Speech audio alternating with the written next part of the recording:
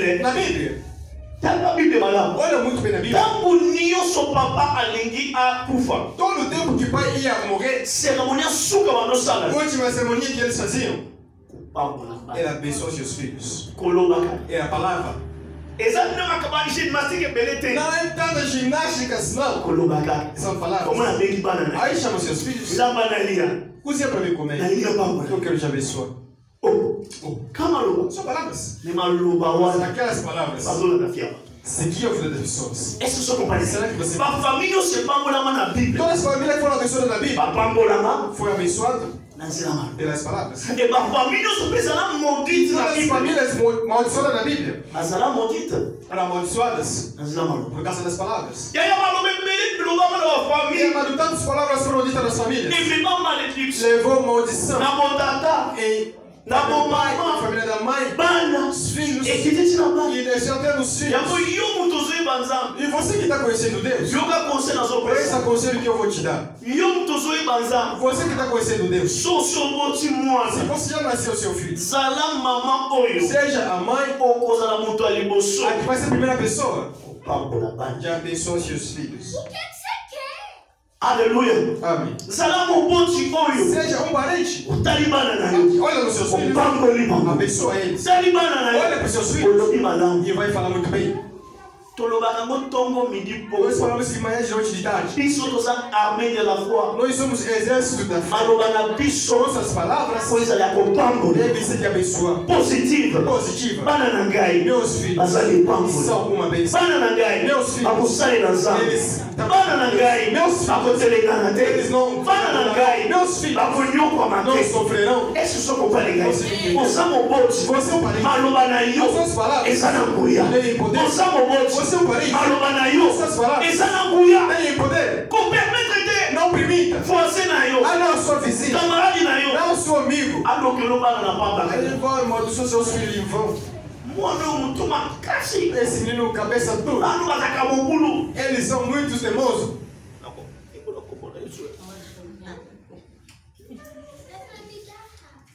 Mobulu te kokola ndo atikala na mboka. Bana na bazaba courage. Meus filhos são corajosos. Bazala mzunzu. Eles são corajosos. Bazala mouvement. Ele tem movimento, Bazala mobulu. mas não são. Mobulu za kokola ndo atikala na mboka. Mwana na yo. Seu filho, Ya muke. pequeno. É mwana mobulu. Nossa, ele é bagunçoso. Mwana koza na somo Esse daqui vai ser mesmo. Esse menino, quando crescer, ele vai mexer com a cabeça deles.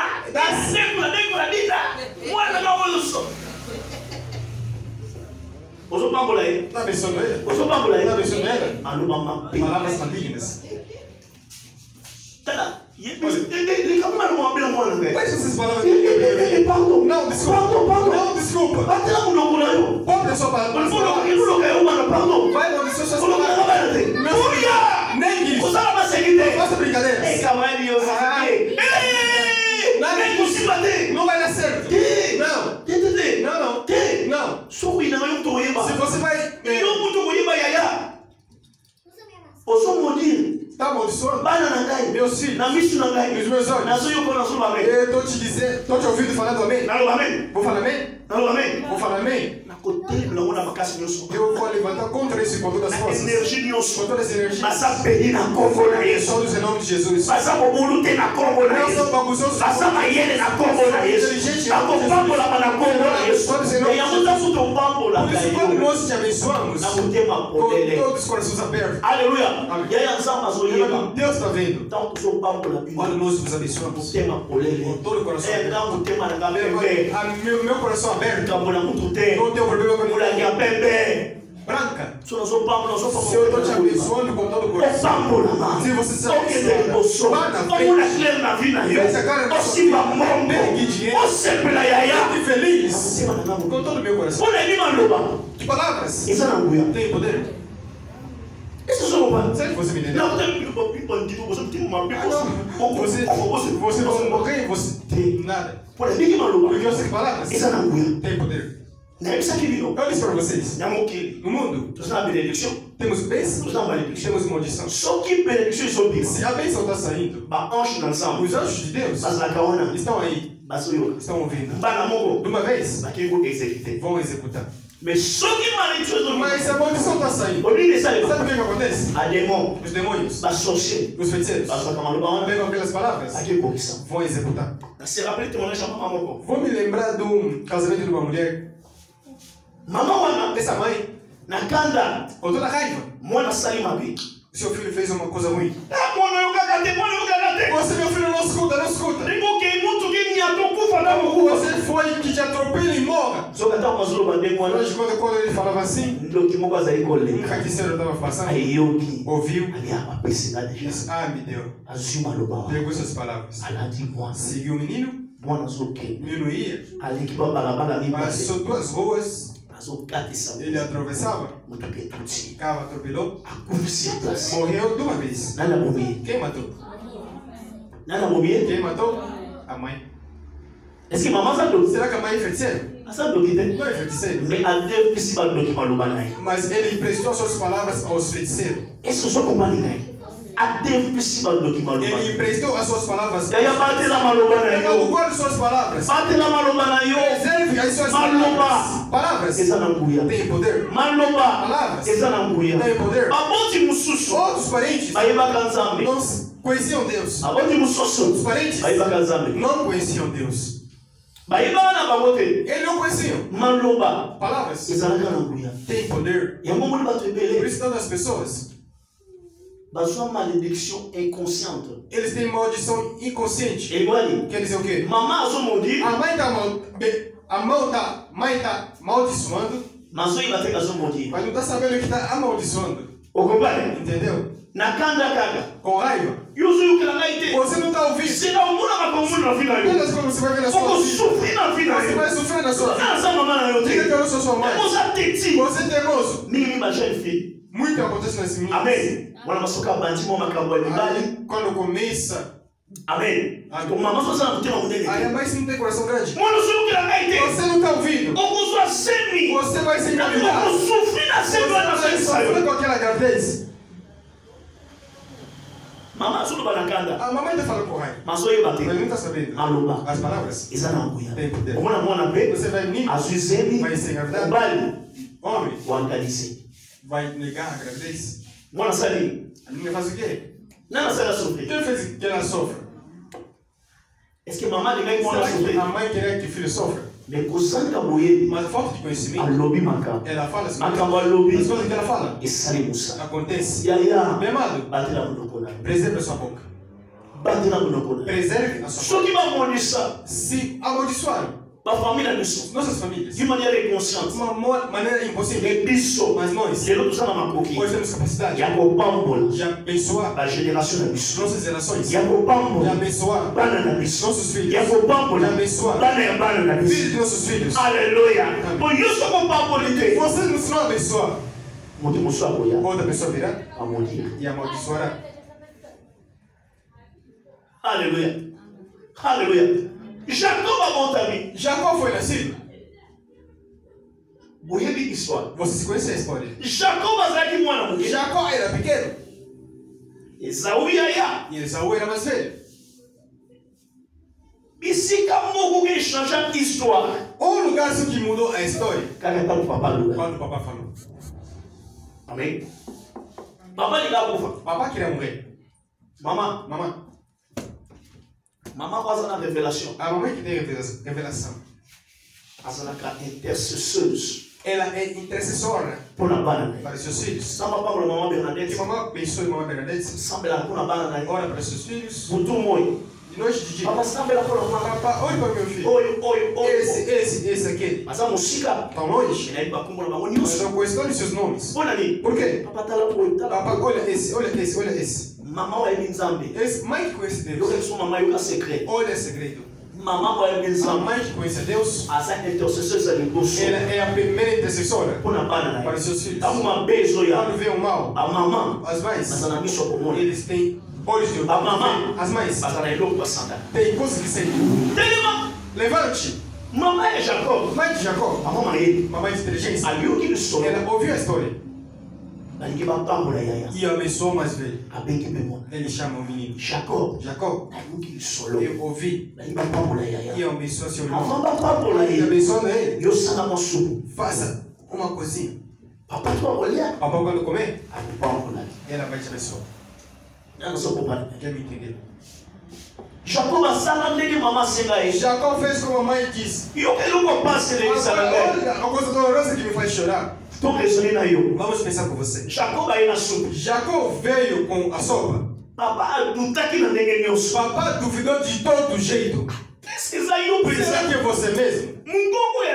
A voz não é sua. Nossa. Agora, ouça esse segredo que está aí. Papa azalaki na volonté te acompanhar Jacob. O pai não tinha vontade de abençoar Jacob. Papa na mutema na liga acompanhar Jacob. Papa no seu coração não ia abençoar Jacob. Tina suga na. Até que no fim, vem, vou te abraçar. Abraçou. Nossa. Solo azamba. Cheiro. Solo ya mwana na ngai. Esse cheiro do meu filho. Amém. Agora, ouça o que acontece. Agora, se ajude que abençoa. Agora, olha as coisas que ele falou. Você será em cima do seu irmão. Palavras têm poder. Estou meditando, quase chorei. Ouça. Disse a Jacob. Você estará em cima do seu irmão. Você vai dominar seu irmão. Você terá bens mais do que seu irmão. Agora, ouça. Esaú quando chegou. Disse, papá, cheguei. Já cozinhei. Como você me abençoa? Disse, oh. Mas já abençoei. Mas não era só eu. Era esse ladrão. Esaú chorou. Mas papai não sobrou pelo menos um pouco de bênção. Ouça, antes da gente orar, ouça esse segredo. Papai disse, já abençoei. Já abençoei. Depois o que era seu, já dei para ele. Mas vem, vou falar. Abençoe o Esaú. Mas a bênção dele não era o mesmo do Jacob. O que eu vim entender? Quem era? Que o seu pai, seu pastor, quando te abençoou, já abençoou com a primeira bênção. Quem entendeu esse segredo?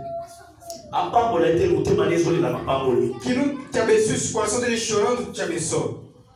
Você vai ter bênção, mas não vai ser o mesmo. E quando ele abençoou Jacob, abençoou com todo o seu coração. Porque ele pensava, abençoando meu filho. E se você será o chefe, você vai dirigir. Você não será abençoado. Esaú quando chegou, ele também pegou a bênção. Mas Jacob estava em cima dele. Filha de tantas pessoas, tantas famílias estão embaixo da maldição. Por quê? O pai falou, a mãe falou, a avó falou, a tia falou. Hoje o que a gente ouve? Vamos dizer a Deus. Se disser alguma coisa ruim, nós não sabíamos. Dizer alguma coisa mal, éramos inconscientes. Hoje, que Deus tenha misericórdia. Que Deus tenha misericórdia. Que mude essa maldição. Que seja bênção. Que mude essa maldição. Que se torne bênção. Seja no lado do seu pai, seja no lado do seu mãe. Se algumas palavras malignas foram ditas, mesmo nossos parentes, talvez dizer algumas coisas ruins, talvez pelos erros que a gente fez, algumas maldades que fazemos, fizemos que o pai batesse a cabeça, fizemos que eles tenham dor de cabeça, éramos teimosos, com raivas mais falaram. Hoje, nós sabemos, afinal de contas, essas palavras, para que perca o poder dele, que Deus desça, mude essas palavras. Alléluia. Alléluia. C'est Será que podemos orar? Podemos orar na noite de hoje. Podemos orar na noite de hoje. Se você ter a força de levantar, mantenha-se de pé que a gente vai orar.